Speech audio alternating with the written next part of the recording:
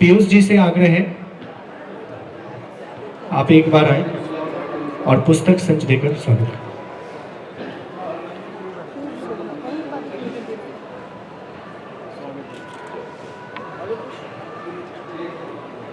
ये वही वाली किताब है ना?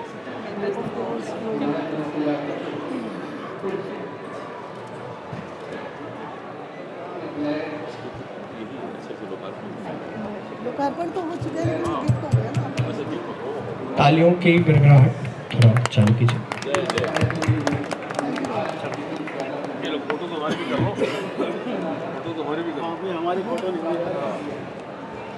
स्वयंवर से जब अर्जुन द्रौपदी को जीत कर लाए तो उस वक्त माता कुंती ने आदेश दिया कि पांचों भाइयों में बांट लो। आप उस मनोदशा को समझ सकते हैं, सोच सकते हैं, लेकिन उर्वशी अग्रवाल जी ने उसे दोहे में पिरोने का काम किया है। तो सबसे पहले मैम आप इस पे माइक कौन सा? हेलो। सबसे पहले तो मैं आभारी हूँ प्रभात प्रकाशन के इस बहुत बड़े मंच का, जहाँ मुझे मौका दिया मेरी ही पुस्तक की परिचर्चा के लिए। आपका नाम क्या? दीपक जी, ये दोहा नहीं है, ये चौपाई है। दोहा मैं शबरी हूँ राम की दोहा संग्रह है, और व्यथा कहे पांचाली मूल चौपाई विधास्क में लिखा हुआ है। मैं आप सभी का स्वागत करती हूँ मेरी पुस्तक व्यथा कहे पांचाली की परिचर्चा पर। मेरे साथ मंच पर इस वक्त हैं आदरणीय डॉक्टर माला कपूर जी, जो कि गाजियाबाद में सिल्वर लाइन प्रेस्टीज स्कूल की डायरेक्टर हैं और 3 स्कूल वहाँ पर हैं। गाजियाबाद से आदरणीय माला कपूर जी आज हमारे यहाँ पर पधारी हैं। इनका करतल ध्वनि से मैं स्वागत करती हूँ एंड करवाती हूँ। मेरे साथ में मेरी सखी बैठी हुई हैं आदरणीय सुश्री काजल सूरी। काजल सूरी बहुत सारी जगह पर काम करती हैं, जैसे कि आकाशवाणी, और यानी कि थिएटर आर्टिस्ट भी हैं, और थिएटर में बहुत सारे नाटक भी इनके होते हैं। और मैं इनके बारे में क्या कहूँ, इनका परिचय बस यही है कि इनके अगर नाटक देखो तो देखते रहो।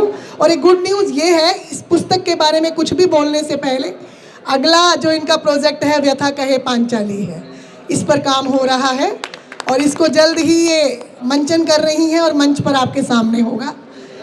मेरे साथ आज मेरा सौभाग्य है कि आदरणीय जगदीश मित्तल जी यहाँ पर पधारे हैं, और मेरा सौभाग्य है, अभी इनका परिचय मैं दूंगी पूरा। और आदरणीय ओम निश्चल जी, कौन नहीं जानता। एक बार आदरणीय जगदीश मित्तल एंड डॉक्टर ओम निश्चल जी का करतल ध्वनि से मैं स्वागत करती हूँ। और अब मेरी पुस्तक की परिचर्चा हेतु मैं सबसे पहले बुलाना चाहती हूँ मेरे साथ में बैठी मेरी सखी काजल सूरी को। पुस्तक के विषय में क्या कहने वाली हैं, इनका अगला प्रोजेक्ट क्या है, और इनको पुस्तक में ऐसा क्या लगा कि ये नाटक भी कर रही हैं। इस पुस्तक को इन्होंने पूरा पढ़ा, इसलिए मैंने। द्रौपदी एक बहुत ही कमज़ोर नहीं, एक बहुत ही बहादुर, जैसे वुमेन इमेंसिपेशन की अगर हम बात करें तो she was the epitome of women emancipation. तो उसने इस चीज़ को लिया और अन्याय के खिलाफ खड़ी हुई, वो कहीं हारी नहीं, कहीं डिगी नहीं। वो एक जगह बहुत खूबसूरती से कहती है कि अनुचित कुछ भी सहूंगी नहीं मैं, यही कहती है ना, अनुचित कुछ सहूंगी नहीं और गलत कुछ करूंगी नहीं मैं। बहुत खूबसूरत उन्होंने ये बोला कि कुछ भी अन्याय होगा वो मैं नहीं सहूंगी। ये हम सब लोगों के लिए, सब महिलाओं के लिए, जिस तरह से मैंने कहा कि सब महिलाओं के अंदर कहीं ना कहीं द्रौपदी है, तो ये हम लोगों के लिए बहुत बड़ी बात है कि कुछ गलत हो रहा हो उसको सहना नहीं है, और कुछ गलत हो रहा हो उसको कुछ कहना भी नहीं है। ये तो ये उर्वशी जी ने बहुत खूबसूरत लिखा, क्योंकि महिला द्रौपदी एक महिला थी और उसने जिस तरीके से अपनी व्यथा को कहा है वो हर नारी की व्यथा है एक तरीके से। और जब मैंने इसको पढ़ा तो मुझे लगा कि जैसे एज ए थिएटर मेरे लिए मेडिटेशन है, और राइटिंग को मैं मानती हूँ, writing is a spiritual experience, तो ये दोनों चीज़ें इस महाकाव्य में हैं। तो जब मैंने इसको पढ़ा तो मुझे लगा, क्योंकि थिएटर एक ऐसी चीज़ है जो समाज का आईना होता है, और ये रंगमंच के जरिए ज़्यादा से ज़्यादा लोगों तक, खास तौर पे युवा लोगों तक पहुंचना चाहिए। तो मैंने ये डिसाइड किया कि इसका मैं नाटक के रूप में स्टेज पे करूँगी ताकि ये लोगों तक पहुँचे। और मैं एक बार फिर से उर्वशी जी को बहुत बहुत मुबारकबाद देना चाहूँगी कि इस तरह के ग्रंथ, इस तरह के महाकाव्य वो लिखी और हम लोग उसको स्टेज पर करते रहें। बहुत बहुत शुभकामनाएं। आभार आपका काजल, और अच्छी आपने प्रतिक्रिया भी दी और परिचर्चा भी की। मैं तो यही कहूँगी कि जिसने खुद को मथा नहीं है उसकी कोई व्यथा नहीं। ये जो पंचाली आप देख रहे होंगे, आपको लग रहा होगा कोई काव्य संग्रह है। ये काव्य संग्रह नहीं है। एक महाकाव्य को मैंने, यानी कि पद्य में, मैंने पहले भी कहा था कि मैं एक गद्य परिवार से आती हूँ, उस परंपरा को पद्य में लिखना मेरे लिए एक चैलेंज था। मैं अगर चाहती तो इसे, यानी कि 1 साल 1.5 साल में ये गद्य में ये ला सकती थी, लेकिन इसको गद्य से पद्य में परिवर्तित करने के लिए मुझे 9 वर्ष का समय लगा सर।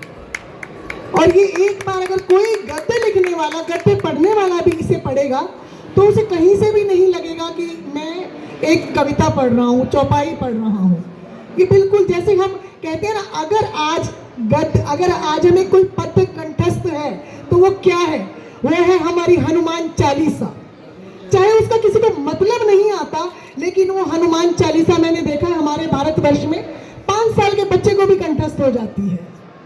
तो ये वो चीज़ मैंने कही है कि कंठस्थ चाहे ना हो, लेकिन जिस फ्लो में मैंने इसको लिखा है उसी फ्लो में इसको पढ़ा भी जाएगा। मैं पूरी तरीके से, यानी कि अपने आप को आश्वासित कर रही हूँ ये करते हुए, क्योंकि ये पूरा रिसर्च वर्क है, पूरा रिसर्च किया है इस पर, तभी ये काम हुआ है। मैं अपनी आदरणीय सखी माला कपूर जी को बुलाना चाहूँगी और कहूँगी कि पुस्तक के विषय में कुछ कहेंगे। बहुत बहुत धन्यवाद उर्वशी। सबसे पहले आपको बधाई, पवन जी को बधाई।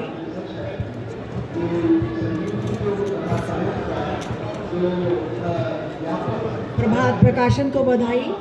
और इतनी खूबसूरत, मैं तो कहूँगी ग्रंथ ही है ये, क्योंकि कोई भी नया पढ़ने वाला ऐसा तो नहीं होगा जिसने महाभारत का विषय में जाना ना हो, पहचाना ना हो या सुना ना हो, लेकिन ये इतनी रोचक तरीके से इन्होंने गागर में सागर भरा है कि आपका, जब तक आप पूरा ग्रंथ ख़त्म नहीं कर लेंगे आपको तसल्ली नहीं होगी। और इतने खूबसूरत शब्दों का इन्होंने उपयोग किया है, चौपाइयों में जिस तरह से कहा है। मैं इनको 4-5 साल से हम लोग साथ में हैं और करीब करीब रोज़ाना ही मिल लेते हैं।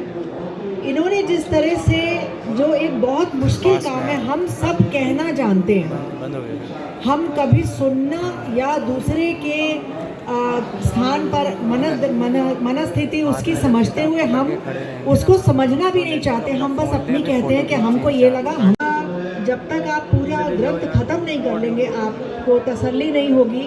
और इतने खूबसूरत शब्दों का इन्होंने उपयोग किया है, चौपाइयों में जिस तरह से कहा है। मैं इनको 4-5 साल से हम लोग साथ में हैं और करीब करीब रोज़ाना ही मिल लेते हैं। इन्होंने जिस तरह से, जो एक बहुत मुश्किल काम है, हम सब कहना जानते हैं, हम कभी सुनना या दूसरे के स्थान पर मनस्थिति उसकी समझते हुए हम उसको समझना भी नहीं चाहते। हम बस अपनी कहते हैं कि हमको ये लगा, हमको ये लगा। लेकिन जो उर्वशी ने महसूस किया, एक की तरह से नहीं, वो पहले तो द्रौपदी के, पांचाली के कैरेक्टर में उतरी और उसकी पूरी जिंदगी को इन्होंने जिया।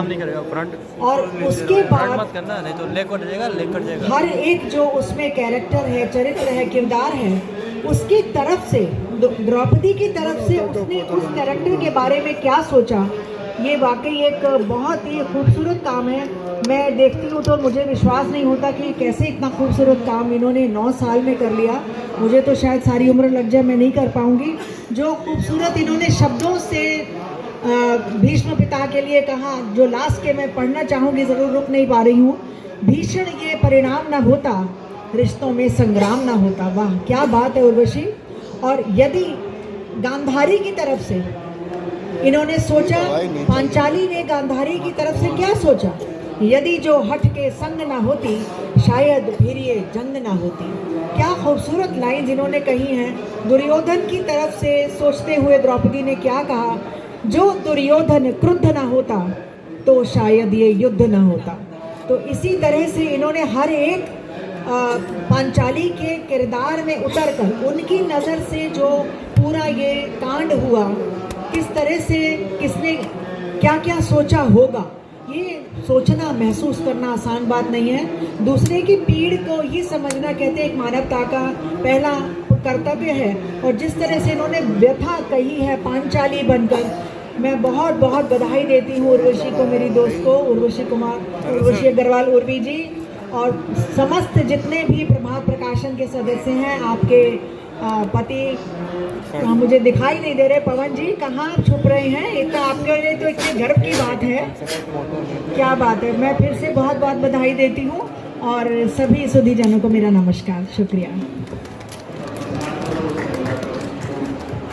बहुत बहुत आभार माला, क्योंकि माला मुझे बहुत अच्छे से समझती हैं। 5 साल की जो जर्नी थी, यानी कि जब मैं द्रौपदी के केश बांध रही थी तो ये मेरे साथ थी कि किस तरीके से कौन सा हेयर स्टाइल किस तरीके से सूट करेगा, कौन से वस्त्र होंगे, ये कवर पेज। तो जहाँ जहाँ मुझे ज़रूरत लगी मैंने इनकी यानी कि सलाह ली और उस पर काम भी किया। अब हमारे बीच में आदरणीय जगदीश मित्तल जी आज आए हुए हैं। किताब इन्होंने नहीं पढ़ी, लेकिन ये मेरे बारे में जरूर कुछ कहना चाहेंगे। मैं इनको माइक देती हूँ। एक बार जोरदार तालियां जगदीश जी के लिए।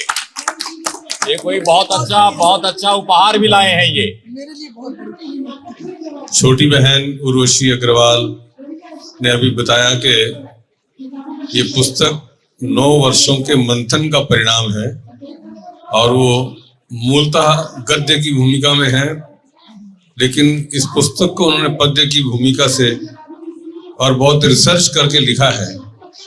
मैं समझता हूँ कि बहुत मूल्यवान इसके अंदर सारी जानकारी हम लोगों को मिलेगी। भले ही हम लोगों के पास कितना भी पैसा क्यों ना हो, वो किसी भी लेखक से ज्यादा नहीं हो सकता। किसी भी लेखक से ज्यादा नहीं हो सकता। वो इसलिए कि उनकी दौलत रह जाएगी महलों और चौबारों तक, उनकी दौलत रह जाएगी महलों और चौबारों तक, इनके अक्षर राज करेंगे सूरज चांद सितारों तक। क्या बात है, बहुत अच्छा, वाह। जाने के बाद भी ये पुस्तक, ये शब्द, इनका लेखन ये अमर रहेगा। और आज इस पुस्तक के लोकार्पण कहें, परिचर्चा पर कहें, मैं बहुत बधाई देता हूं और पवन जी को भी बहुत शुभकामनाएं देता हूं कि आप दोनों को एक दूसरे का अच्छा साथ मिला है। ये साथ बना रहे, खुशियां बनी रहें। राष्ट्रीय कवि संगम की ओर से बहुत बहुत शुभकामनाएं। आपका बहुत बहुत आभार। जैसा कि आप सभी को यहाँ पर विदित होगा कि आदरणीय जगदीश मित्तल जी राष्ट्रीय कवि संगम के यानी कि सर्वेसरा हैं और कविता को पूरे देश में ही नहीं अपितु विश्व में भ्रमण कराते हैं। हम जैसे कवि कवियत्रियों की टोली है इनके पास और ये यहाँ पर पधारे, मैं इनका दिल से आभार व्यक्त करती हूँ। और अब मैं माइक देती हूँ अपने आदरणीय ओम निश्चल जी को। और क्योंकि इन्होंने, ये वो शख्स हैं जिन्होंने पांचाली पढ़ी ही नहीं, पांचाली पर पूरी की पूरी एक समीक्षा की, वो मेरे ख्याल से कई जगह पर छपी भी, और आज आदरणीय मेरे साथ बैठे हुए हैं। मैं माइक उनको देती हूँ। और मेरे यहाँ पर माइक देने से पहले मैं शुक्रिया अदा करना चाहती हूँ, आभार व्यक्त करना चाहती हूँ आदरणीय वीरेंद्र मिश्रा जी का, ब्रिजभूषण जी का, अभिनव चतुर्वेदी जी भी आए हैं, अभय सिन्हा जी भी आए हैं, आदरणीय, मैं नाम भूल जाती हूँ जी, संजय देव जी। बड़ी अच्छी एक पुस्तक लिखी है इन्होंने, अभी प्रभात प्रकाशन से ही आई है। और सभी आगंतुकों का मैं आभार व्यक्त करती हूँ और मैं माइक देती हूँ आदरणीय ओम निश्चल जी को। और मुझे आदरणीय एक उपहार देना चाहते हैं तो मैं बहुत बड़ी झोली पसारते हुए ये उपहार ग्रहण करूंगी। पहले उपहार दे जी। हाँ, ये तक, हाँ ये अच्छा है। हाँ आप आए। ये मेरा फेवरेट उपहार है।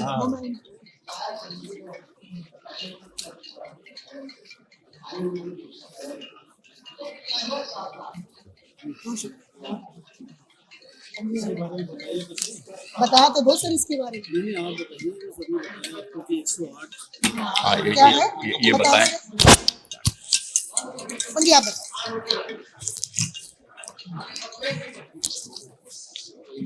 जय श्री राम।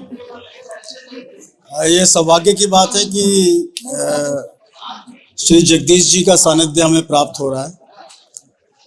माननीय जगदीश जी अनेक वर्षों से राष्ट्रीय कवि संगम प्रकल्प के माध्यम से पूरे देश भर में हिंदी कविता का प्रचार और प्रसार करते आ रहे हैं। अभी 22 जनवरी को जब राम मंदिर की प्राण प्रतिष्ठा हुई, तब एक नया प्रकल्प भाईसाहब ने शुरू किया है जो अपने आप में अभूतपूर्व है। राम मंदिर से राम राज्य तक, इस अवधारणा के साथ 108 कवि सम्मेलन पूरे देश में हिंदी कविता के किए जाएंगे भाई साहब के तत्वाधान में।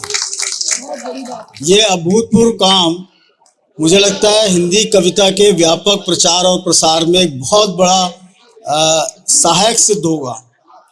देश के लब्ध प्रतिष्ठित कविजन तो जुड़ेंगे ही, नई नई प्रतिभाओं को भी आप मौका देंगे, जिससे आने वाले समय में हिंदी कविता और ज़्यादा पुष्ट और प्रभावित होगी। तो इसके लिए आप और आपकी समस्त टीम बधाई के पात्र हैं और हम प्रभात प्रकाशन की ओर से आपको शुभकामनाएं देते हैं, शुभेच्छा देते हैं। हमारे लायक कोई भी कार्य इस संकल्प में हो तो आप हमें अवश्य बताइएगा। धन्यवाद। बहुत धन्यवाद। इस मंच पर प्रभात प्रकाशन के मंच पर आने का अवसर मिला है, मैं बहुत अनुग्रहित हूँ। मैं इस परिवार को लंबे अरसे से जानता हूँ। बाबू श्याम सुंदर जी के पास मेरा आना जाना होता था।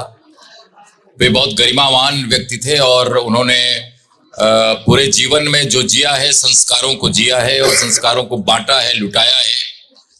जैसे कहते हैं कि हम फकीरों से जो चाहे वो दुआ ले जाए, फिर किधर जाने कहाँ हमको हवा ले जाए। उनकी कई बातें मुझे आज भी याद आती हैं। जब इनका चौड़ी बाजार में हुआ करता था, फिर बाद में अंतिम दिनों में भी मैं उनसे मिलता था, जब उनसे मिलने की बहुत कम इजाजत होती थी। प्रभात जी अवसर देते थे और सबसे बड़ी बात है, जो संस्कार उन्होंने रचा बुना वो उनके तीनों बच्चों में, पीयूष में, प्रभात में, पवन में ये मौजूद है। मैं प्रभात जी को ही जानता था चेहरे से और रूबरू, लेकिन ये पता चला कि दोनों भाई भी उसी तरह से मूर्तिमंत और विनयशील हैं। तो सबसे पहले तो इस परिवार के लिए बहुत ही बहुत हमारा अभिवादन। और एक और अच्छी बात है कि इस परिवार में तो प्रकाशन परिवार है और ये उसको शब्द को बहुत ही सजा कर पेश कर रहा, चूंकि कोई भी समाज अगर सुंदर बन सकता है तो शब्दों से बन सकता है। अगर शब्दों की जागृति नहीं होगी तो किसी समाज में नवजागरण नहीं आ सकता। तो इस व्यापार में ये तो वैश्य है, ये चाहे तो किसी लेखिका ने कहा है जो कि खुद वैश्य है कि बनिया तो मरे चूहे से भी व्यापार कर सकता है, तो कर सकता है, सक्षम है। लेकिन इन्होंने किसी दूसरे कारोबार में हाथ फंसाने के बजाय जो प्रज्ञा की जो अंतर्दृष्टि है, उसका जो वितरण है, संचालन है, प्रसारण है, ऐसा करने का उद्यम किया है और हजारों पुस्तकें इन्होंने छापी हैं। और कौन सा टाइटल, कौन से विधा, कौन सी जनर है जो छूटी हुई है, मुझे लगता है कि बहुत ही परिपूर्ण प्रकाशन है और मैं इसके लिए इस पूरे प्रकाशन को अपनी बधाई देता हूं। अब दूसरी बधाई ये भी है कि इस पूरे परिवार प्रकाशन जगत में अग्रणी परिवार है, लेकिन इस परिवार में कोई बहू ऐसी आए जिसके पास साहित्य की सत्ता हो, शब्द की सत्ता हो, ऐसा हुनर हो, संस्कृति, सभ्यता, समाज, कला, भाषण, संभाषण, वाचिक और सारी परफॉर्मिंग कलाओं में जो दक्ष हो, ऐसी उर्वशी जी से मेरा परिचय अकस्मात किसी गोष्ठी में हुआ और तब मुझे लगा कि ये सामान्य महिला नहीं है, ये कुछ लोकोत्तर प्रतिभा की धनी है जो कभी कभी ईश्वर अंश रूपी किसी भी अंश में व्याप्त होता है, क्योंकि हम सब उसी आलोक के पुंज है। और इस तरह से मैं उर्वशी जी को मैं जानता हूं और मैंने इनकी प्रशस्ति में एक गजल भी लिखी, तुम्हें आज की मीरा कह दूं, क्या बात। और वो धीर गंभीरा, पूरी गजल है, वो समय याद नहीं है, वो याद नहीं है, लेकिन तुम्हें आज की मीरा कह दूं यहां से शुरू हुआ था, और फिर जितने भी काफी रदीफ हो सकते हैं। और मैंने उसमें कोई बहुत इनकी तारीफ नहीं की, जो एक झलक, एक प्रतिबिंब था और इनके जो जुनून था उस पर हमने वो केंद्रित गजल रखी थी। वो केवल स्वागत था इनका। व्यथा कहे पांचाली, हमारे काव्य में ये गद्य या पद्य इसको छोड़ दीजिए, हमारा सारा संसार काव्यमय है, सारी कहानियां कविता में लिखी गई हैं। वो महाभारत हो, पुराण हो, आरण्यक हो, उपनिषद हो, वो महाभारत हो, सब छंद में उपनिबद्ध है, इसलिए छंद में ही कहानियां कही गई हैं। यद्यपि गद्य को कवियों की कसौटी माना गया है, सच है कि गद्यम कविनाम निक्षम वदंती, लेकिन ये उसी कहानी का विस्तार है जिसे हमारे समय के व्यास लिख चुके हैं, हमारे समय के वाल्मीकि लिख चुके हैं, हमारे समय के वाग्यकार लिख चुके हैं। तो कवि हमेशा उसी व्यास का वंशज है, उसी वाल्मीकि का वंशज है, और आज भी लिख रहा है, उसी परंपरा से अनुसूत है, वो परंपरा विच्छिन्न नहीं होती, वैसी माला है जो माला बढ़ती जाती है, माला कभी टूट कर तो माला ही नहीं होती हो। और यहाँ पर तो माला जी हैं, काजल सूरी जी हैं, जगदीश मित्तल जी हैं, जो सब हिंदी के निर्माण में लगे हुए हैं। तो ये सबसे बड़ी बात है कि हमारा काव्य संसार जो है द्रौपदी को किस निगाह से देखता है। उस महाभारत काल में द्रौपदी यानी स्त्री को पर्ण्य माना गया है, वो किसी भी तराजू पर तौल दी जाए, वो किसी दांव पर लगा दी जाए। और आज भी स्त्रियों की हालत बहुत अच्छी नहीं है, लेकिन पिछले कुछ दशकों से जैसे दलितों के लिए, पिछड़ों के लिए और तमाम वंचितों के लिए विमर्श चले हैं, उसी तरह से स्त्री भी विमर्श के दायरे में रही है। हम जानते हैं कि बहुत गरीब स्त्रियां, शायद उनकी अपनी व्यथा होती होगी, पीड़ा होती होगी। ये सुंदर सुशील कन्याएं जो बड़े घरों में ब्याह दी जाती है, उनकी कोई सिसकियां नहीं होती। किसी शायर ने कहा है कि घर की तामीर चाहे जैसी हो, इसमें रोने की भी एक जगह रखना। लेकिन रोने की जगह तो किसी संगमरमरी फर्श पर आभावान किसी महल में कहाँ रोए स्त्री।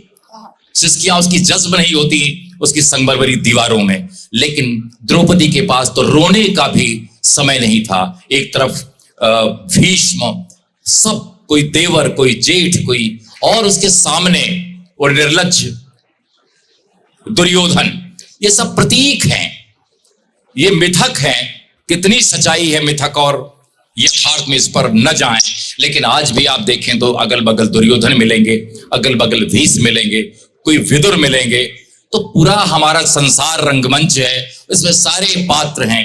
कहीं राम भी मिलेंगे, लक्ष्मण भी मिलेंगे, भरत भी मिलेंगे। सारे भाई ऐसा नहीं कि कटार लिए पीछे घूम रहे हैं, हमारे सामने सारे प्रतीक हैं, अच्छाइयों के, बुराइयों के। और महाभारत हो या रामायण हो या कोई भी, वो अच्छाइयों और बुराइयों के संघर्ष का प्रतीक होता है। तो अरसे से पांचाली, द्रौपदी, याज्ञसेनी, इसको किस नाम से कहें, ये मिथक हमारी कविता में बढ़ता जा रहा है। इस पर उपन्यास लिखे गए हैं। प्रतिभा राय का बड़ा उपन्यास है। प्रतिभा राय का नाम ही बड़ा होता है उस पांचाली पर लिखने से। और हमारे कोलकाता के बहुत बड़े अध्येता श्री प्रभात पांडे मौजूद हैं। जब मैंने व्यथा कहे पांचाली पढ़ी और उस पर कुछ लिखा, फेसबुक पर टाका, तो इसे देखकर वे पांचाली पर शोध कर रहे थे। यहाँ पर वे हैं, हमारे बैंक के जीएम रह चुके हैं, और उन्होंने तुरंत इसको डाक से मंगवाया। मुझसे कहा मैं भेजूं, लेकिन उस समय मैं भेज नहीं पा रहा था। फिर बाद में किसी अध्ययन जिज्ञासु को मैंने दिया, तो इस पर उन्होंने इसको पढ़ा उन्होंने। और सबसे बड़ी बात है कि मैं इस किताब पर आऊंगा, लेकिन आप देखें कि याज्ञसेनी पर, पांचाली पर, द्रौपदी पर एक नहीं सैकड़ों ग्रंथ लिखे गए हैं। लेकिन पांचाली की पीड़ा को उकेरना किसी एक कवि के वश में नहीं है। एक कवि के वश में तो तुलसी के वश में नहीं था, वाल्मीकि के वश में नहीं था। और कितनी तरह की रामायण लिखी गई हैं, सब जगह राम है और उसके पात्र हैं, लेकिन राम कथा है कि कभी पूरी नहीं होती। वो चाहे रघुवंश लिखें कालिदास, चाहे आज ये सब लिखे जाए। इसी तरह से पांचाली की पीड़ा भी एक स्त्री की पीड़ा है, लेकिन वो स्त्री की पीड़ा अभी भी कितना भी कहें उसका कोई प्रत्युत्तर नहीं है। और इन्होंने फिर बड़ी बात है कि ये छंद सिद्ध हैं। आज का जो संसार है गद्यमय है, आज की कविता गद्यमय है। संस्कृत का काव्य शास्त्र ये नहीं बताता कि पद्य क्या है गद्य क्या है, उसके लिए सब कुछ पद्य है। शब्द छंद, वाक्य छंद, वाक्य भी छंद है। इसीलिए हम जब बोलते हैं किसी गजल के ग्रामर में, चौपाई के ग्रामर में या गद्य में भी एक वाक्य की संरचना होती है, तो कहां कर्म है, कहां कर्ता है, कहां संप्रदान है, कहां, ये सब उपनिबद्ध है, वो उस भाषा के अनुरूप होता है। अगर हिंदी है तो हिंदी के अनुरूप, अंग्रेजी है तो अंग्रेजी के अनुरूप, और ये सब लयबद्ध होता है। पूरी सृष्टि अपने छंद में है। जब छंद टूटता है तब कहीं भूस्खलन होता है, तब कहीं पर्वत हिलते हैं, तब कहीं बहुत बड़ा कोई मतलब ऐसा दैवी प्रकोप होता है जिसे झेलना मुश्किल होता है। और छंद हम ही तोड़ते हैं। जब प्रकृति का छंद तोड़ते हैं तो प्रकृति कुपित होती है। और तब कोई जब शंकर प्रसाद लिखता है, एक पुरुष भीगे नैनों से देख रहा था प्रलय प्रवाह, तो ये प्रलय के लय से कम नहीं है कि द्रौपदी एक सभ्य सुसंस्कृत परिवार में, जिस महाभारत से हम सीख लेते हैं, जिस गीता से सीख लेते हैं, जिसके सारथी कृष्ण हैं, उस समय में भी ऐसे लोग थे जो किसी स्त्री पर ऐसी निगाह रख सकते थे। जरा से परिहास को न समझने वाला मूर्ख दुर्योधन, ऐसे पात्र हमारे समाज में आज भी हैं। वे कहीं भी आपको मिल जाएंगे जो अपनी मतलब स्त्री को भी वे दांव पे लगा सकते हैं, दूसरी स्त्रियों पे फप्तियां कर सकते हैं। बहरहाल द्रौपदी का चरित्र हमारे महाभारत में बिल्कुल स्पष्ट है। वो जो है वही है कि द्रौपदी को उसका चीरहरण किया गया, फिर ये परिकल्पना की गई और सब वहां निराश, निर्लज्ज, विवश, और जैसे द्यूत का ये संकल्पित ध्येय हो कि सबके हाथ बंधे हैं, शर्तें लागू, आप कुछ कर ही नहीं सकते, वो होना है, अवश्यम भावी है।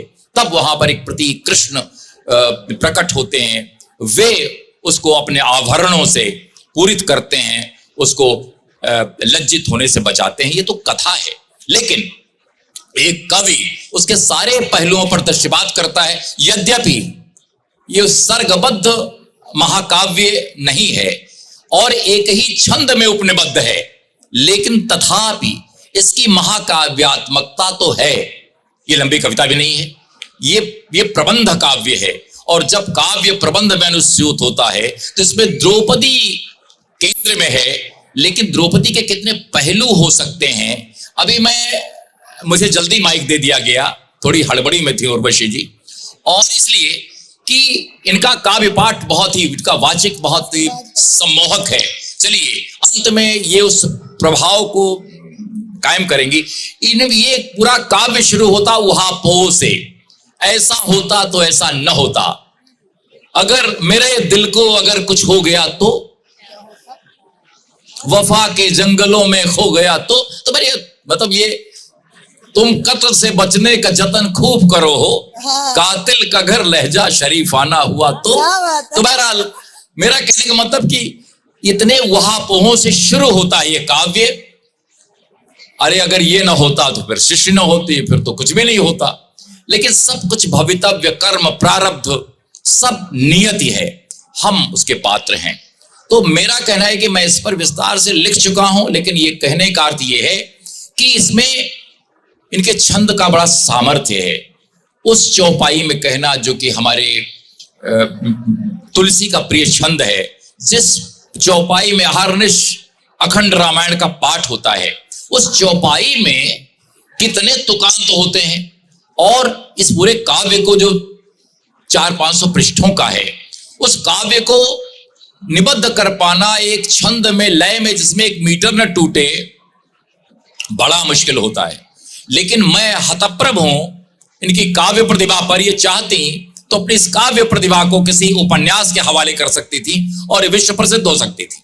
हमारे यहां भी चौपाई और गीत और गजल, इसका बाजार भाव सूचकांक बड़ा नीचे है। जो कवि पाठ्यचर्या में है उनको कोई भी नहीं पढ़ता, उनमें अच्छे कवि भी हैं, लेकिन जो मंच पर हैं वे इतने अश्लील हैं, इतने सतही हैं कि वही हैं, और वहां कविता नहीं है। लेकिन यहां पर कविता है, यहां पर विचार है, यहां पर संवेदना है, यहां पर स्त्री विमर्श है। यहां पर सताए हुए व्यक्ति के पक्ष में उठी हुई एक स्त्री की आवाज है, अप्रकंपित लौ है जो आंधियों के बावजूद टिकी हुई है, ठहरी हुई है और अपनी रोशनी बिखेर रही है। मैं बहुत ज्यादा तह में नहीं जाना चाहता हूं और बहुत ज्यादा भी बोल नहीं चाहता, कुछ प्यासा छोड़ भी दिया जाए आपको। और इसका पाठ बहुत प्रभावी है, जैसे रामचरितमानस की को पढ़ते हैं दोहा, चौपाई, बरवे इत्यादि में, और हमें बहुत ही भीतर से शांति मिलती है, हमारे भीतर का कोलाहल और स्खलन को शांत होता है। उसी तरह से मैं इसको पढ़ चुका हूं और इसमें बहुत ही धंस चुका हूं, और काव्य भी मैंने पढ़े हैं, और हाई स्कूल के लेवल पर तो कुछ काव्य ऐसे पढ़ाए जाते हैं जिनमें कि श्याम नारायण पांडे, द्वारिका प्रसाद माहेश्वरी, राष्ट्र कवि सोहनलाल द्विवेदी, सब लोगों ने इस सब पर बड़ा काम किया है। ऐसे ऐसे ओजपूर्ण काव्य शैली में रचनाएं हैं। लेकिन बहुत दिनों बाद दोहा बहुत लोग लिख रहे हैं, दोहाकार कहते हैं। चौपाई लिखने वाले अभी अपने को चौपाईकार नहीं कहते, मैं इनको कवयित्री कहता हूं। ये तो इनकी भलबंसात है। तो ये संपूर्ण कवयित्री है, इनके भीतर संपूर्ण कवि की आभा है। आज इन्होंने चौपाई लिखी है और इन्होंने दोहे में भी बहुत काम किया है, शबरी पर, और वो दोहे में ही ना शबरी पर बहुत बड़ा काम किया। शबरी भी एक वंचित पात्र है, स्त्री पात्र है। जरा आप देखें, इनकी दृष्टि केवल उन पात्रों पर है जिसकी कहीं कोई सुनवाई नहीं है। जिस पर कोई राम अगर कृपा दृष्टि डालता है तो शायद वो एक अमर पात्र बन जाता है। तो मेरा कहना यह है कि इसके सारे सर्ग अगर हम कह लें तो बहुत प्रेम से इन्होंने सारे पहलुओं को लिया है, और जिन पहलुओं को लिया है जिन पहलुओं पर कहीं भी महाभारत में भी संकेत नहीं है, केवल एक घटना है, लेकिन उस घटना को इतना बड़ा वितान बनाकर इन्होंने प्रस्तुत किया है कि बहुत ही आप इसको एकांत में पढ़ें, गाकर पढ़ें, सुरीले स्वर में पढ़ें और आप आनंदित हो लें। मैं तो आनंदित हुआ हूं, मैं भी इनकी तरह गाता हूं, लेकिन आज मैं नहीं गाता हूं। अज्ञे कहते थे वह गाता है अनग सनातन जयी, कवि सनातन जयी होता है। इसलिए ये हक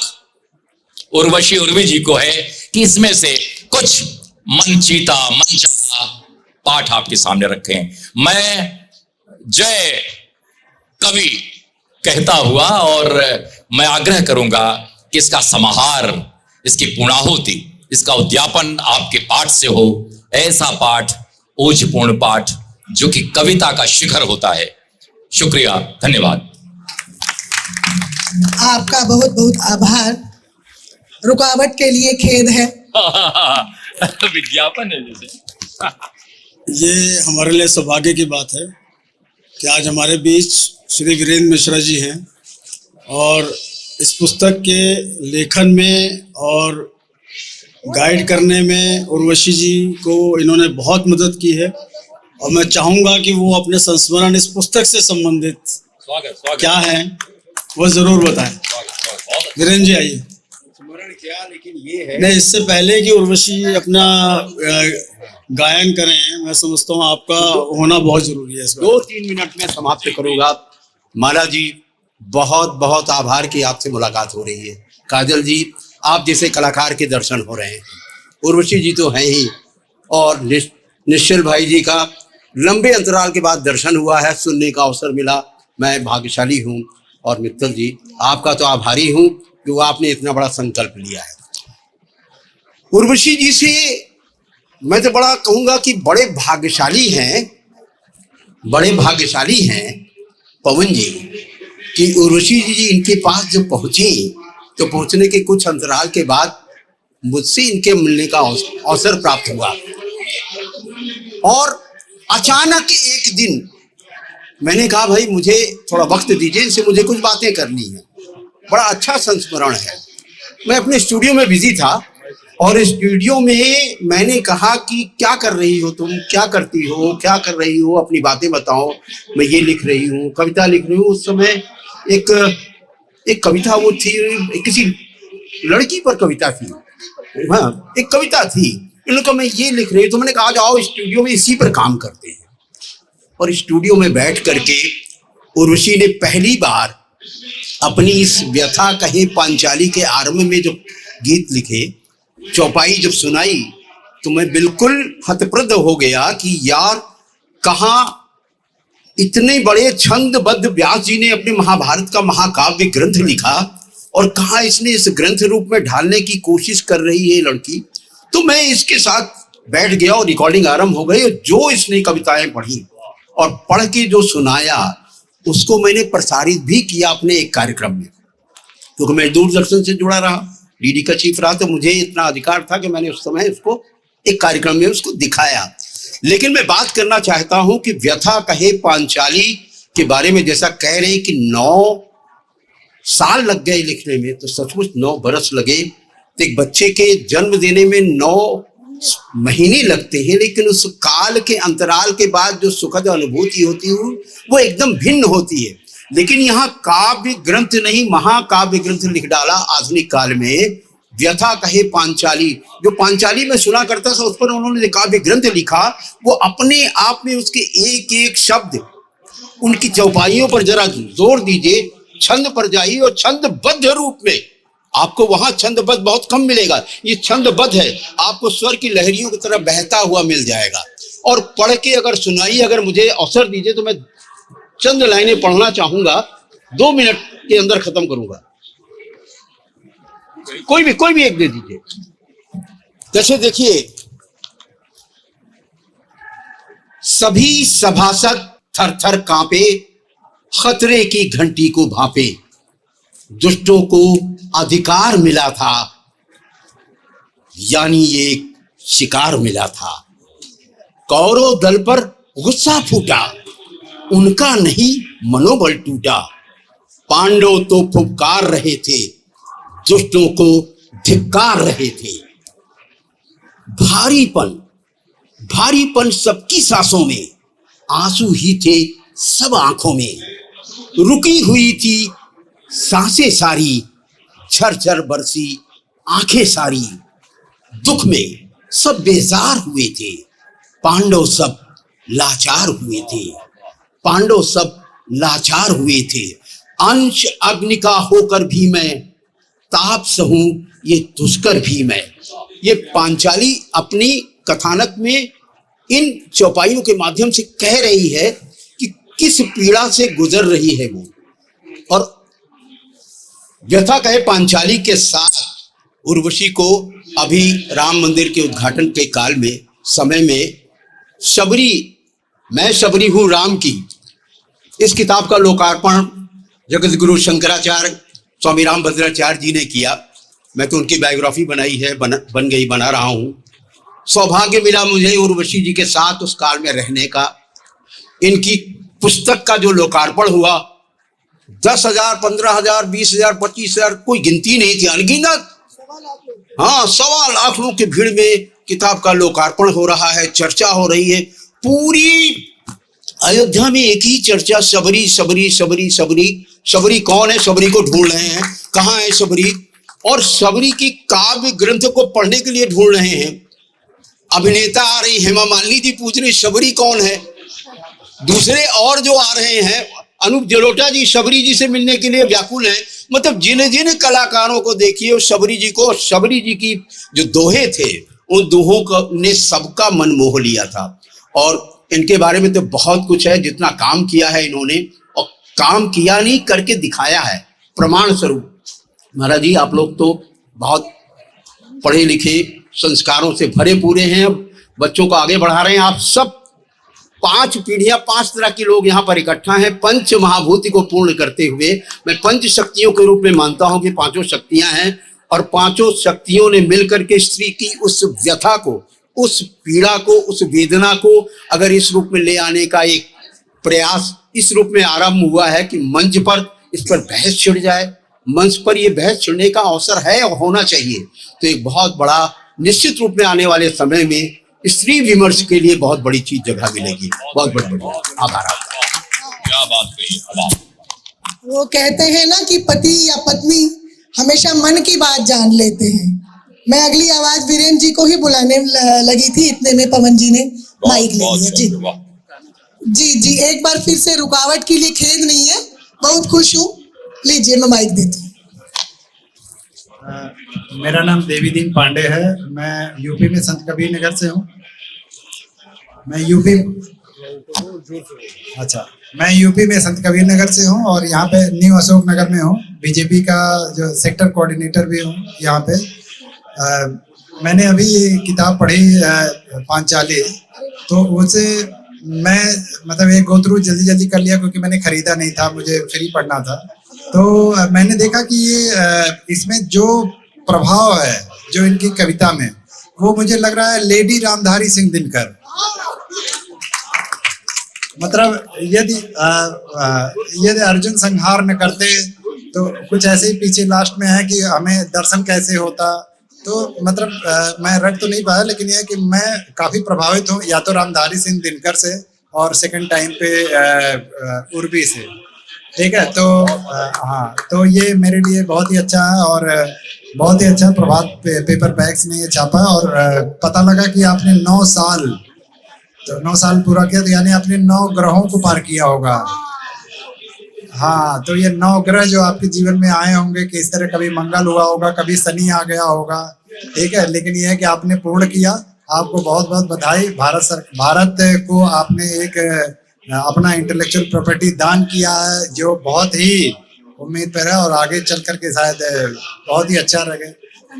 मेरा नाम है देवी दीन पांडे। बहुत बहुत तालियां। और देखो, जो कवि की असली कमाई होती है ना, वो यही होती है कि किसी ने किताब को पढ़ा और पढ़ करके उस पर इस तरीके से चर्चा हो जाए परिचर्चा में। तो ये आपने आज मेरा दिन बना दिया है, बहुत बहुत आभार आपका। और ये किताब जो है वाकई बहुत सारी ग्रहों से गुजरी हूँ, बहुत सारी बुरी नजरों से गुजरी हूँ और अंत में ये मेरे हाथ में आ पाई है। जब इसे आना था ये तभी आई है। मैंने बहुत कोशिश की कि मैं इस किताब को जल्दी खत्म कर लूँ, ये क्यों नहीं हो रही है, लेकिन नहीं, इसने सारे ग्रह पार करने थे, इसलिए इस पे 9 वर्ष लगे, उस पे काम भी हुआ है। तो बहुत बहुत आभार। तो ये जो किताब है, ग्रह थे ना 34 प्रसंग 34, यानी कि मैंने इनको हिस्सों में विभाजित किया है। अगर मैं चाहती तो इसके हिस्से 48 भी हो सकते थे, लेकिन जो बहुत जरूरी, बहुत अहम थे और वो द्रौपदी की नजर से थे, वो कौन कौन से थे कि सबसे पहले मैंने बचपन अज्यूम किया इनका, द्रौपदी जी का। फिर उसके बाद सबसे पहला जो हम द्रौपदी का प्रसंग देखते हैं वो स्वयंवर होता है उसका। उसके बाद कहानी आगे बढ़ती है। स्वयंवर से पगफेरा से इंद्रप्रस्थ में जब कुछ वाक्य होता है तो वो जो वाक्य होता है वो चीरहरण को अंजाम देता है। चीरहरण को अंजाम देने के बाद चौसर दोबारा खेली जाती है। जब चौसर दोबारा खेली जाती है तो वनगमन होता है। वनगमन होता है तो वहां पर क्या होता है, वहां पर द्रौपदी का कृष्ण से संवाद होता है। और जब द्रौपदी का कृष्ण से संवाद होता है तो फिर क्या होता है, जयद्रथ ने द्रौपदी का चीरहरण कर लिया होता है। उसके बाद दुर्वासा ऋषि भी इसी प्रसंग में आते हैं। उसके बाद युधिष्ठिर का द्रौपदी से संवाद होता है और जहां पर द्रौपदी बहुत आक्रोशित होती है, यानी कि युधिष्ठिर को वो साड़ी पहनने तक की बात कर देती है, चूड़ियां पहनने तक की बात कर देती है। उसके बाद क्या होता है, अज्ञातवास आता है। जब 13 वर्ष पूरे हो जाते हैं, 11 वर्ष, फिर उसके बाद 1 वर्ष अज्ञातवास का होता है। फिर उसके बाद कीचक मिलता है द्रौपदी को, क्योंकि द्रौपदी के जीवन की व्यथाएं कहीं खत्म ही नहीं हुई थी। किसी ने मुझसे पूछा था कथा क्यों नहीं लिखा, व्यथा इसका शीर्षक क्यों कहा है, तो मैं ये कहती हूँ कि उसके पास कथा थी ही कहाँ। उसका वो जब से पैदा हुई थी, उसके अपने पिता ने भी उसको किसी वजह से इस धरती पर लेकर आए थे। याज्ञसेनी था उनका नाम। जितने भी नाम है, याज्ञसेनी, कृष्णा, द्रौपदी, मैंने सभी नामों का यहाँ पर वर्णन किया है। कीचक के बाद क्या होता है, विराट संग्राम होता है फिर से। उसके बाद संधि वार्ता, यहाँ भी एक व्यथा है, संधि नहीं स्वीकार की जाती। उसके बाद क्या होता है, फिर से द्रौपदी कृष्ण से संवाद करती है। फिर से क्या होता है कि फिर शांति प्रस्ताव भेजा जाता है जी, नहीं बात बनती। यानी कि युद्ध को टालने के बहुत प्रयास किए जाते हैं, लेकिन द्रौपदी ने कभी नहीं चाहा था कि युद्ध को टाला जाए। क्यों भला? क्योंकि उसने अपने जो केश थे वो खुले छोड़कर रखे थे। मैं तब तक अपने केशों को नहीं बांधूंगी जब तक कि इसमें दुर्योधन और दुशासन का लहू ना मिला दिया जाए। उसके बाद होता है कुरुक्षेत्र, युद्ध होता है, महायुद्ध होता है। और उसके बाद क्या होता है कि भीष्म शरशैया पर होते हैं और वहां पर उनका उपदेश होता है। अभिमन्यु वध होता है, दुशासन वध होता है, कर्ण वध भी होता है और दुर्योधन वध होता है। इसके बाद क्या होता है, धृतराष्ट्र का प्रतिशोध होता है जब वो भीम के लौह के पुतले को भी चूर चूर कर देता है। इसके बाद गांधारी का भी शाप होता है। जब कौरव कुल का नाश हो जाता है तो गांधारी शाप देती है स्वयं श्री कृष्ण को, जिसका वो शिकार भी बनते हैं बाद में जाकर। पांचाली के 5 पुत्र थे, 5 का वध हो जाता है। उसके बाद अवध अश्वत्थामा को भी सजा दी जाती है। और उत्तरायण जब यानी कि हमारे भीष्म पितामह उत्तरायण की तरफ प्रस्थान करते हैं, वो मैंने यहाँ पर इसकी पूरा वर्णन किया है। फिर स्वर्ग गमन, स्वर्ग गमन जो है एक बहुत मार्मिक कहानी है द्रौपदी की। स्वर्ग गमन में उसने वो सारी बातें की हैं, सबसे माफी मांगी है, युद्ध की माफी मांगी है। और उसके बाद द्रौपदी मेरी नजर से, अब तक तो स्वर्ग गमन तो द्रौपदी की नजर से मैं इसको लिख रही थी, लेकिन द्रौपदी मेरी नजर से मैंने भी इसकी एक प्रस्तावना लिखी है काव्य रूप में। और उसके बाद है यदि, यानी कि अगर ये युद्ध हुआ, युद्ध नहीं होता तो क्या होता, अरे हमें गीता कहां से मिलती, तो इसका भी मैंने वर्णन एंड में किया है। तो मैं तो यही कहूंगी कि रिश्ते सारे जाली सुनियो, व्यथा कहे पांचाली सुनियो। इसमें जो बहुत इंपॉर्टेंट है वो है द्रौपदी की ऊहापोह। बस एक ये काव्य पाठ मैं यहाँ पर करना चाहती हूँ। इन द मीन वाइल स्वामी ओमा जी हमारे बीच में प्रस्तुत होंगे, अगर वो हो जाते हैं तो हमारा सौभाग्य होगा। तो द्रौपदी की जो ऊहापोह थी वो क्या थी? सबसे पहली ऊहापोह थी कुंती, काश वचन स्वीकार न करती, मैं भी रेखा पार न करती। कौन सा वचन? किसने कहा था यानी द्रौपदी को कि वो वचन स्वीकार कर ले? वो मना भी कर सकती थी, मैं क्यों बांटूं, मैं 5 पतियों की पत्नी क्यों बनूं, तो वहां वो मना भी कर सकती थी। तो यहाँ उसकी ऊहापोह है कि काश वचन स्वीकार न करती, मैं भी रेखा पार न करती। 5 पिया स्वीकारे क्यों थे, अपने भाग बिगाड़े क्यों थे। और काश विरोधी हो जाती मैं, थोड़ा क्रोधी हो जाती मैं, काश नहीं जो भिक्षा होती, कभी न खुद को ऐसे खोती। काश न मेरे हिस्से होते, काश न मेरे हिस्से होते, शुरू नहीं ये किस्से होते। काश मुझे वरदान न मिलता, काश मुझे वरदान न मिलता, तो फिर ये शमशान। ऐसे खड़ी होती है द्रौपदी कुरुक्षेत्र के बाहर, जहां युद्ध हो रहा होता है, वो अपनों को खो रही होती है। काश मुझे वरदान न मिलता, तो फिर ये शमशान न मिलता। काश जरा मैं जिद पर अड़ती, व्यथा न मुझको कहनी पड़ती। खुला शिवा का नेत्र न होता, पूरी कहानी है इस ऊहापोह में। खुला शिवा का नेत्र न होता, तो शायद कुरुक्षेत्र न होता, तो शायद कुरुक्षेत्र न होता। और अब द्रौपदी की ऊहापोह थी वीरेंद्र सर कर्ण। अब कर्ण पर द्रौपदी क्या कहती है सुनिएगा। काश कर्ण को वर लेती मैं, कहते हैं कि यूं तो द्रौपदी कर्ण पर मरती थी। हाय शशि, हमारे बीच में शशि आई हुई है, मैं इनका हार्दिक स्वागत करती हूँ। काश कर्ण को वर लेती मैं, वाणी वश में कर लेती मैं। यही द्रौपदी थी ना जिसने कहा था सूत पुत्र है, मैं शादी नहीं करूंगी, क्योंकि उसके भाई ने उसके कान में फूंक दिया था ना, अदरवाइज तो मर गई थी वो उस पर। काश कर्ण को वर लेती मैं, वाणी वश में कर लेती मैं। काश कर्ण न छोड़ा होता, कष्ट न साथ निगोड़ा होता। काश जाति को बीच न लाती, काश जाति को बीच न लाती। दुख इतना मैं फिर क्यों पाती, कर्ण पे यूं तो रीझ गई थी। जाति सुनी तो खींच गई थी, जाति सुनी तो खींच गई थी। काश कर्ण जो हितकर होता, ये भी सच है। अगर कर्ण दुर्योधन के साथ खड़ा नहीं होता तो वो युद्ध नहीं जीता जा सकता था। काश कर्ण जो हितकर होता, क्यों परिणाम भयंकर होता।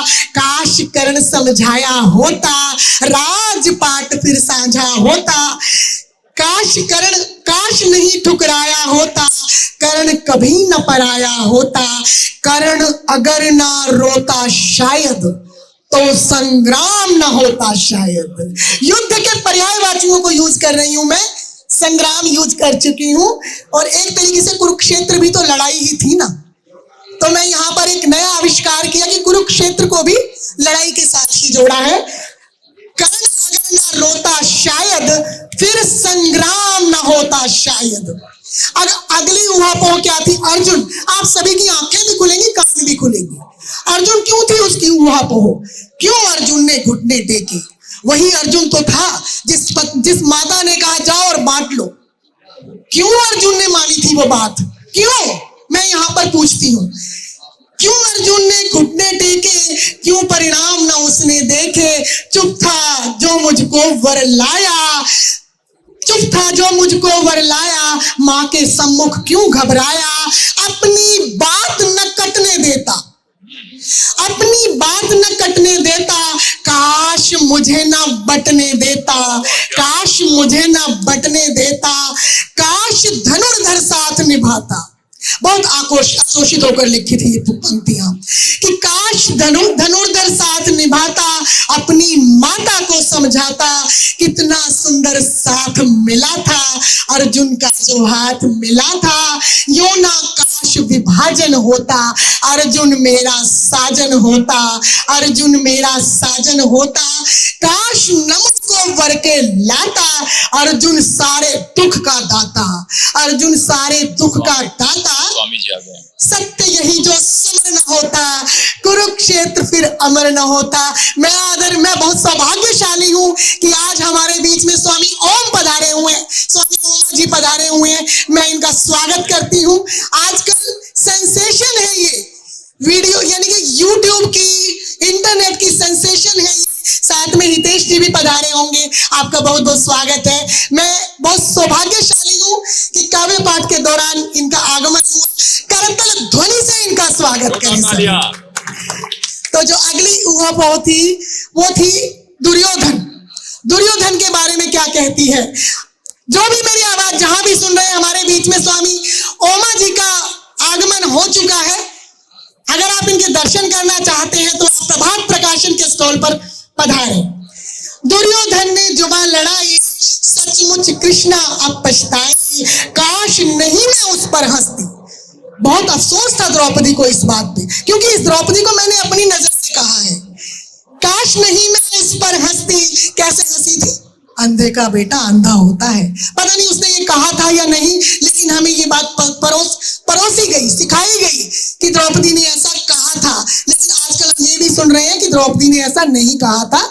उसके लिए सिर्फ एक ही बात है जो मैंने यहाँ पर इसका वर्णन किया है। अगर ऐसा नहीं है तो अगले जो संस्मरण आएगा, इसका संस्करण आएगा, उसमें मैं इसको एडिट करूंगी।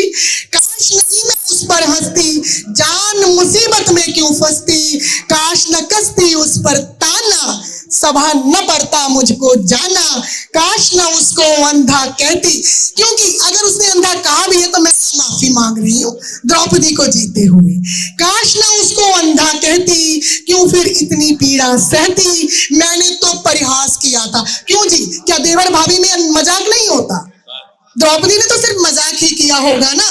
तो ये कौन से देवर की मीन्स इतनी हिम्मत होती है कि उसके चिरहरण पर वो उतारू हो जाए। मैंने तो परिहास किया था, वो समझा उपहास किया था, शब्दों के ना बाण चलाती, फिर क्यों इतना दुख में पाती, अगर नहीं जो आपा खोती, मारी मारी फिर क्यों होती, जो दुर्योधन क्रुद्ध न होता। अगला शब्द क्या है? संग्राम के बाद क्रुद्ध। जो दुर्योधन क्रुद्ध न होता तो शायद ये युद्ध न होता। मैं युद्ध के पर्यायवाची पढ़ रही हूं। अगला जो उहापोह थी वो दुशासन था। दुशासन को माफ जो करती, माफ कर देती ना वो, क्यों ये बाल खुले छोड़े थे। अब बात कह दी तो फिर वो युद्ध तो होना ही था। दुशासन को माफ जो करती, लाल न होती फिर ये धरती, काश बांध में वेड़ी लेती, मुझ पर ध्यान सभा न देती, काश द्रौपदी कसम न लेती, लहराती फिर घर की खेती, दुष्ट यदि नहीं भाई होता, किस्सा क्यों दुखदाई होता। काश दुशासन मेरी सुनता, फिर ऐसे वो मौत न मरता। उसको था समझाया कितना, उसको था समझाया कितना, दुष्ट मगर कुछ समझ न पाया।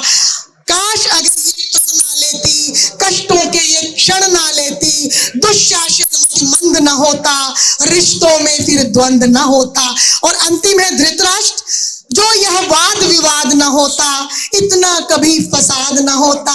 गांधारी, गांधारी क्या कहती है, लड़े भिड़े जब भाई माता, मिली तुझे रुसवाई माता। यदि जो हटके संग न होती, शायद फिर ये जंग न होती, शायद फिर ये जंग न होती, और भीषण ये परिणाम न होता। भीष्म पितामह अगर आंखें खोल लेते तो मैं कहती हूं कि भीषण ये परिणाम न होता, रिश्तों में संग्राम न होता।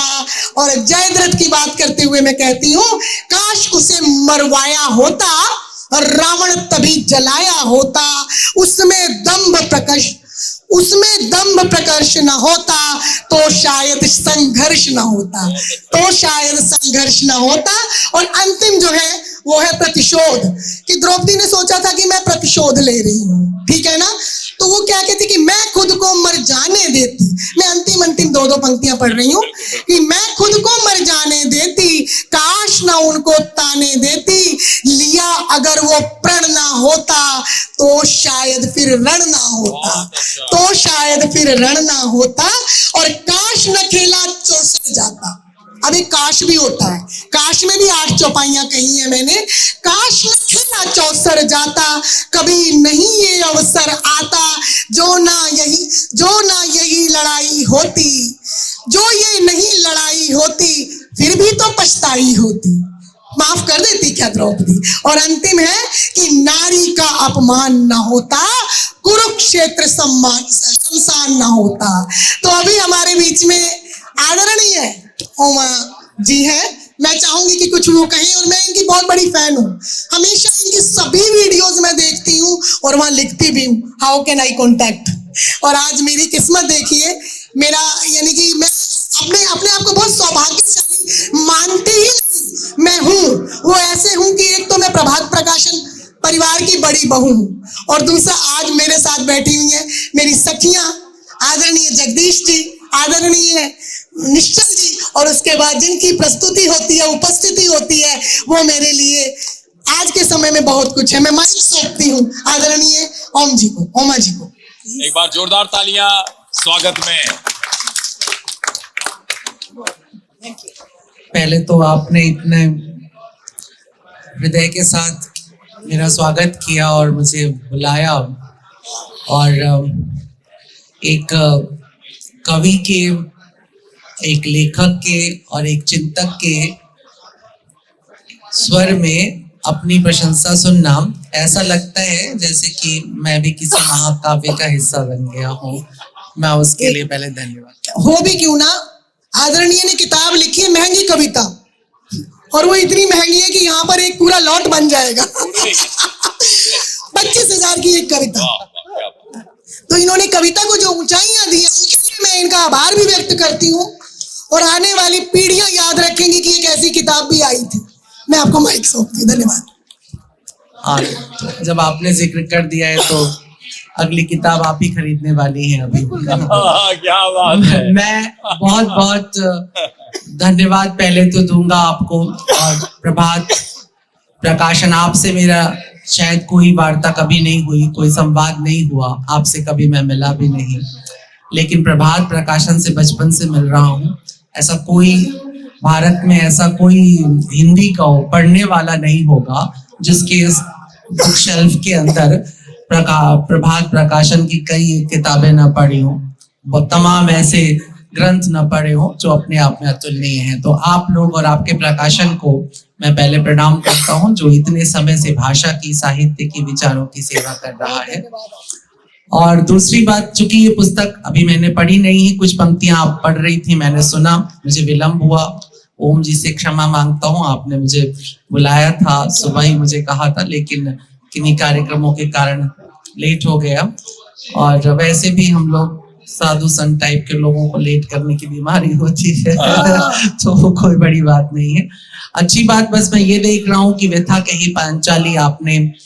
पांचाली एक बहुत महत्वपूर्ण चरित्र है भारत के, जो महासतियों में पांचाली सबसे ऊपर आती है हमारी जो दार्शनिक परंपरा है, जो पौराणिक परंपरा है उसमें।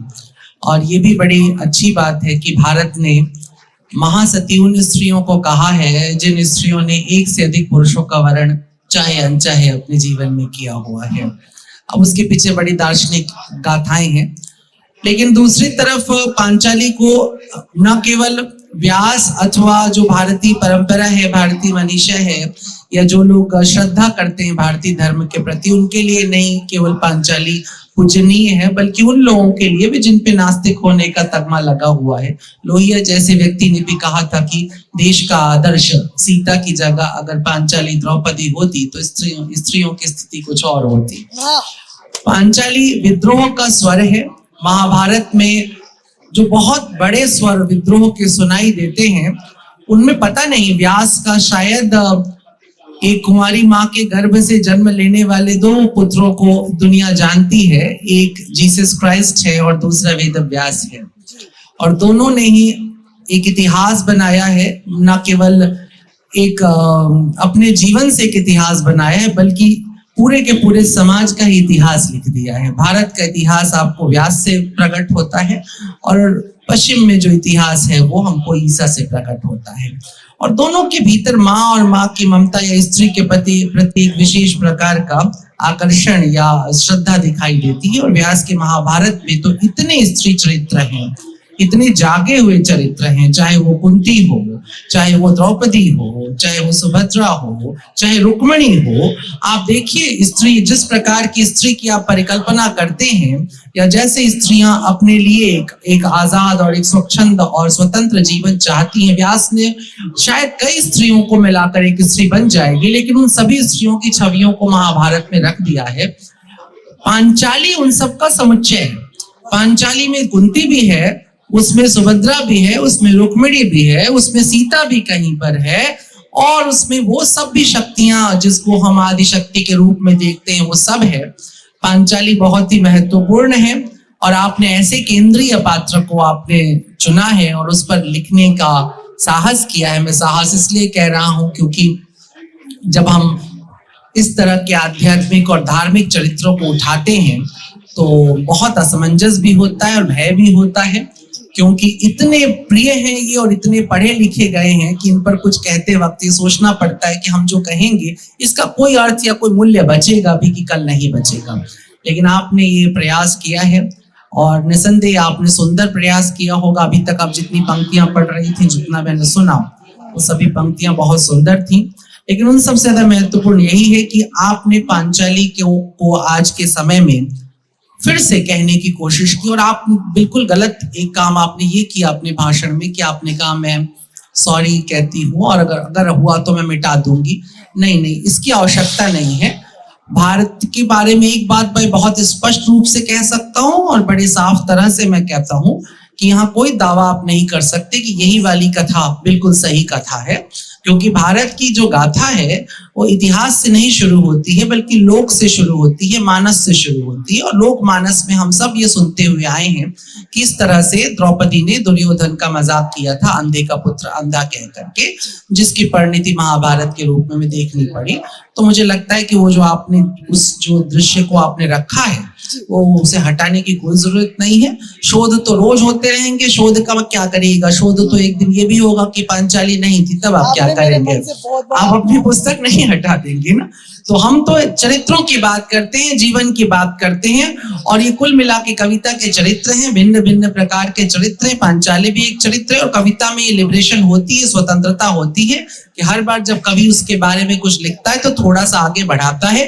वाल्मीकि की रामायण के अंदर कोई लक्ष्मण रेखा नहीं है, लेकिन रामचरित में लक्ष्मण रेखा आ जाती है।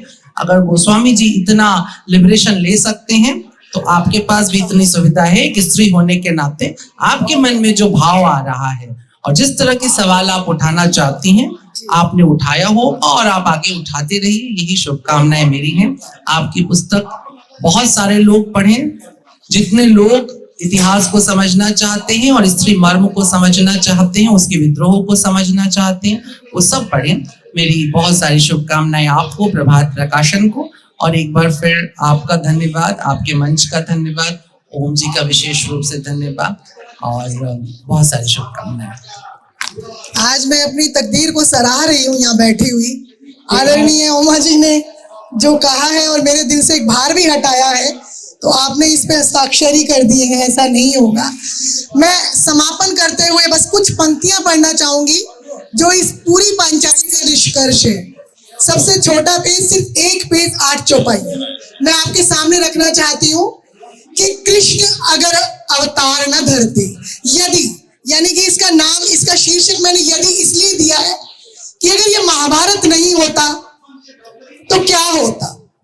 तो मैं ये कहती हूँ, यदि कृष्ण अगर अवतार न धरते, अर्जुन भी संहार न करते, दूर अंधेरा कैसे होता, नया सवेरा कैसे होता, अर्जुन की दीक्षा न होती, माधव की शिक्षा क्या होती, अर्जुन यदि कुछ सरस न होते, दिव्य रूप के दरस न होते, दुश्मन को यदि सजा न मिलती, सही हमें फिर दिशा न मिलती, अधर्म धरा पर बड़ा हुआ था ना, अधर्म धरा पर बड़ा हुआ था, तब कान्हा सा मीत मिला था, अगर पाप का वर्ण न होता, गीता का अवतरण न होता, कली ज्ञान की खिलती कैसे, अद्भुत गीता मिलती कैसे, अद्भुत गीता मिलती कैसे। निष्कर्ष है, पूरी महाभारत लिखने का निष्कर्ष है, और किताब संपूर्ण तभी होगी जब ये आपके कर कमलों में होगी।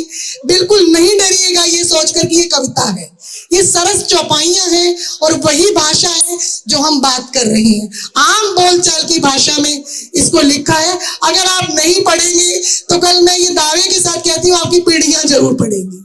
जब भी द्रौपदी के बारे में कोई भी, यानी कि हमें रिसर्च जो मैंने किया है, कुछ भी चाहिए होगा तो मेरा दावा है, इसलिए नहीं कि मैं लेखिका हूं, इसलिए कि जिन किताबों का नाम अभी निश्चल जी ले रहे थे, उन किताबों का नाम इन्होंने नहीं लिया, मैंने सभी किताबें पढ़ी, तब मैंने ये द्रौपदी कही है। तो इसलिए मैंने बड़ा मेहनत भी की है। आदरणीय अभिनव चतुर्वेदी जी हमारे बीच में, जिन्होंने बहुत सारे नाटकों में भी काम किया है, और ये आज मेरे फोन पर मीन्स जब मैंने इन्हें आमंत्रित किया और ये उपस्थित हो गए, मैं बहुत बहुत आभार व्यक्त करती हूँ आदरणीय अभिनव चतुर्वेदी का। मंच तो हमारी आदरणीय उमा जी ने बना ही दिया है, बहुत बहुत आभार व्यक्त करती हूँ। एक बार मैं पवन जी आग्रह करूंगा कि पुस्तक संच देकर ओम जी का जी जी जी जी ताली बजाए। बस मेरे पति जी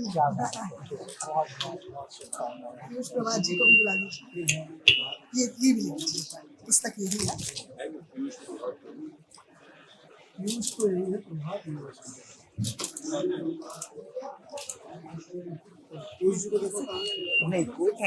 पीयूष जी एक बार आ जाए। जल्दी आपकी वीडियो आ जाती है, टाइम नहीं सेव, मैं रोकड़ी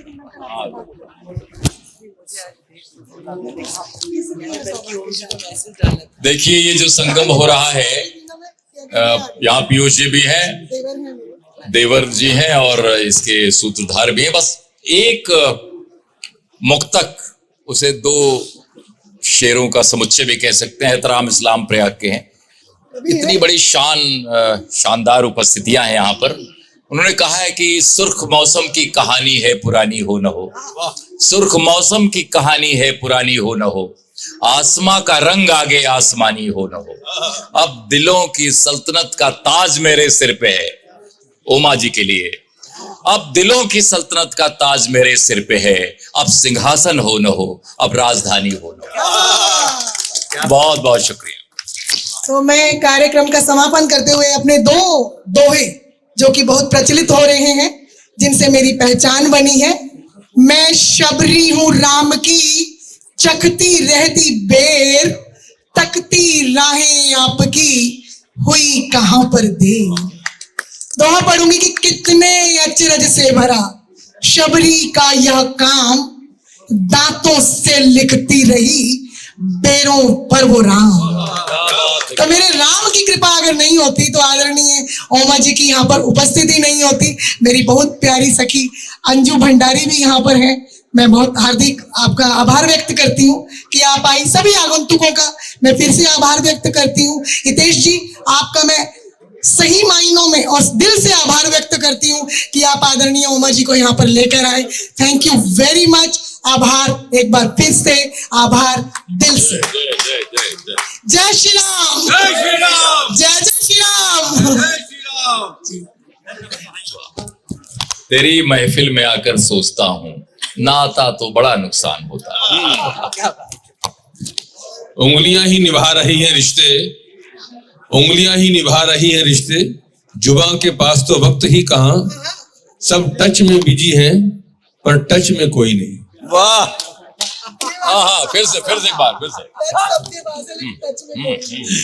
उंगलियां ही निभा रही हैं रिश्ते, उंगलियां ही निभा रही हैं रिश्ते, जुबान के पास तो वक्त ही कहाँ, सब टच में बिजी हैं पर टच में कोई नहीं। वाह वाह, इन सब लोगों के टच में रहिए, बहुत कुछ मिलेगा। एक अभिनव जी प्लीज। मैं कुछ नहीं कहना चाहता। इतने अच्छे हमारे थिएटर में कहा गया है art of listening, art of listening. बोलने से पहले सुनना बहुत जरूरी है। थिएटर में ये है, थिएटर की यही प्रथा है। श्रुति और स्मृति का देश भारत। माननीय प्रधानमंत्री श्री नरेंद्र मोदी, अटल बिहारी वाजपेयी जी, हम सब, एक शेर है, अब मैं उर्दू पढ़ा हुआ, तो कुछ लिख के सो, कुछ पढ़ के सो, कुछ लिख के सो, कुछ पढ़ के सो, तू आज जिस जगह पे है कल उससे बढ़ के सो। फिर एक निवेदन किया है कि कुदरत को ना पसंद है सस्ती जबान में, हमको नहीं,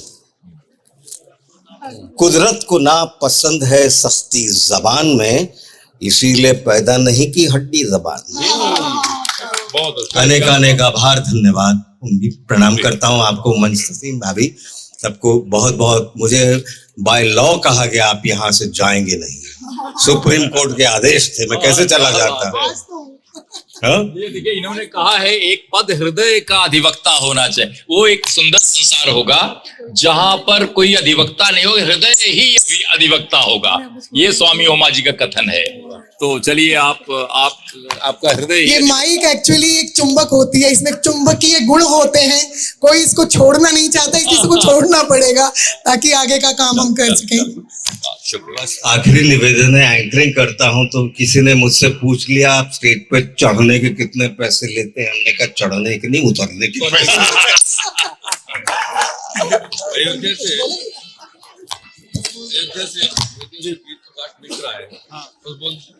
अयोध्या से श्री वेद प्रकाश मिश्र जी आए हैं, अगर वो स्टेज के पास आ जाएं तो।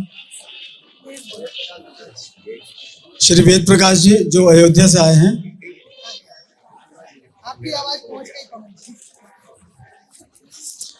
प्रभात प्रकाशन की ओर से मंचीय गणमान्य व्यक्तियों के माध्यम से आप सभी का बहुत बहुत धन्यवाद कि आप लोगों ने समय निकाला और इस पुस्तक या महाकाव्य मैं कहूँ व्यथा कहे पांचाली की परिचर्चा में आप लोग सम्मिलित हुए और पुस्तक को आशीर्वाद मिला। धन्यवाद।